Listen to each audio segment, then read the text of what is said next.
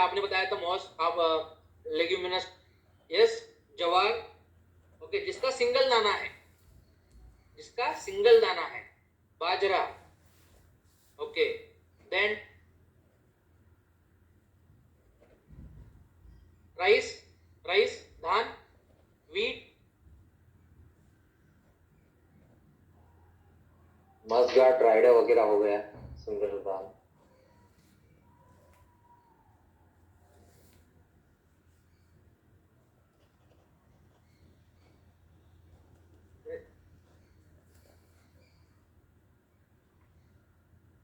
ये जितनी सारी क्रॉप्स है, मकई, ये जितनी सारी क्रॉप है जिसमें सिंगल एक दाना होता है, उसको तोड़ने के बाद उसकी अनेक दालियां नहीं बनती, ऐसे क्रॉप में हमें एज़ोटोबैक्टर यूज करना है। दैट मींस कौन सा बैक्टीरिया यूज करना है? Azotobacter, right. अब देखो ये कहाँ कहाँ यूज होता है।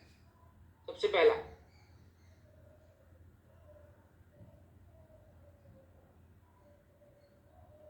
तो मुझे बताओ गन्ने में हम क्या यूज करवा सकते हैं?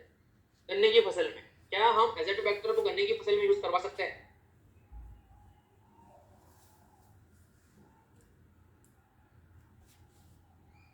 Right, yes. तो आपको कंफ्यूज नहीं होना। अच्छा, ये मेरा एक सवाल है, जितने सारे फल है उसमें आप कौन सा स्प्रे, कौन सा बैक्टीरिया यूज कराओगे बताओ? जितने सारे फल है, मॉस कराओगे, गोल्ड कराओगे?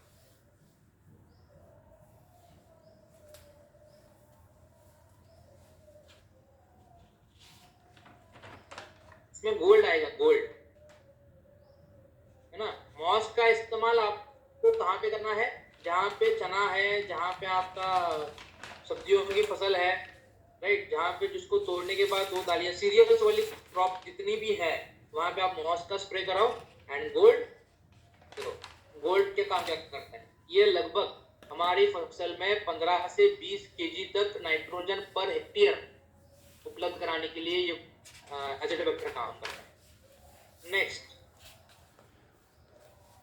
पौधे को यहाँ पे अवधूत सर भी है, होप कि यहाँ पे जो एग्रीकल्चर में काम करते हैं उनको पता होगा कि नाइट्रोजन जो हम देते हैं वो पौधा अमोनिया के फॉर्म में उनको चाहिए होता है, तो ही पौधा उसको तुरंत ले पाता है। तो एज़ोटोबैक्टर वो काम करता है कि जो हम नाइट्रोजन प्रोवाइड करते हैं वो पौधा अमोनिया के फॉर्म में लेता है, और इसका इम्पैक्ट क्या होता है, हमारी पैदावार जो है वो धीरे धीरे बढ़ना शुरू हो जाता है, right.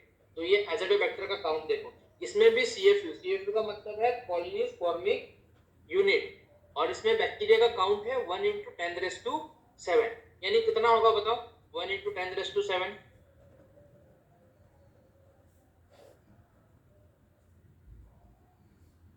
1 crore. 1 crore, right. Gold में एज़ोटोबैक्टर, एज़ोटोबैक्टर 1 करोड़, राइट। और ये भी हमारी फसल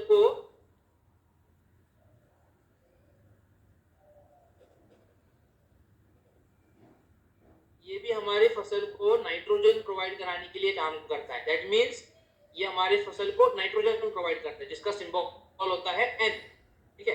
अब हम आगे बढ़ते हैं। दूसरा बैक्टीरिया है हमारा फॉस्फोरस, PSB, जिसको हम बोलते हैं फॉस्फोरस सोल्यूबलाइजिंग बैक्टीरिया।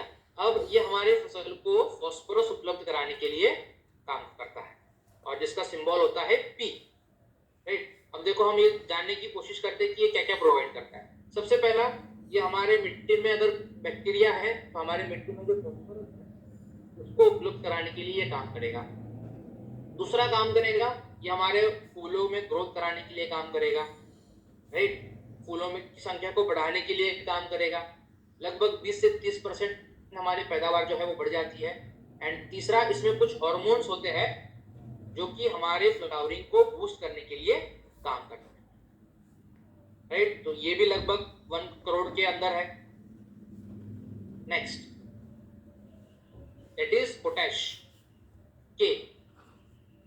तो ये भी लगभग क्या काम करता है, देखो ये भी लगभग वही काम करता है जैसे कि हमारे मिट्टी में पोटैश की अवेलेबिलिटी को बढ़ाने का काम करता है। दूसरा, शुरुआती स्टेज में अगर हम इसको यूज करते हैं तो ये जड़ों को मजबूती प्रदान करने का काम करता है। तीसरा, ये हमारे फसल में क्वालिटी और वेट इनको बढ़ाने के लिए काम करता है। एंड चौथा, कि फ्लावरिंग फ्रूटिंग वाली स्टेज में हम इसको यूज कर सकते हैं। अब मेरा आप लोगों से एक सवाल है और मैं उम्मीद करता हूं कि ये सवाल का जवाब आप ही दोगे। अगर मुझे धान में मुझे फ्लावरिंग भी चाहिए, वजन भी चाहिए और नाइट्रोजन भी चाहिए, मतलब थोड़ी बहुत ग्रोथ करने के लिए, तो मेरे पास दो ऑप्शन है, एग्रीमॉस, एग्रीगोल्ड। मैं कौन सा वाला स्प्रे कराऊंगा? Exactly, great Ghantu sir, gold, right. वो टाइम पे हम गोल्ड इस्तेमाल कराएंगे। और एक बात खास तौर पे, अगर आपके यहाँ पे शुगर केन वाला बेल्ट है, राइट,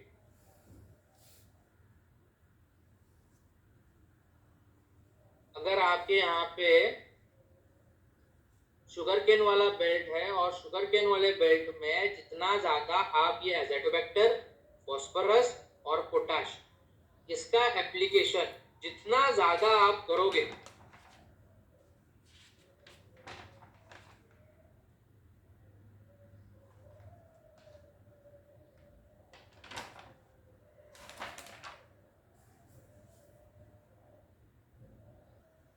अगर हम इसको किसी भी फर्टिलाइजर में भी मिक्स करके देते हैं तो भी चलेगा। बस आपको ये ध्यान रखना है, स्प्रेइंग में डालने के या फिर फुलाने के बाद भी आप दे सकते।